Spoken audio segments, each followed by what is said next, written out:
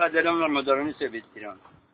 ما در هر یک جا امر معروف میکنیم، وادار میکنیم که شرایط به‌جای شده است.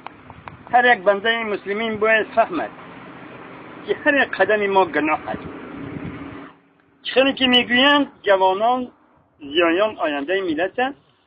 اکثر زیایان حاضر است. تاکید میکنیم که بچه‌ها جون تپروس نکشه، ناس نکشه، اتمرد بشه، بند بزن، افیون بزن، آنه گیر بزن، تکایی مریخوان بزن.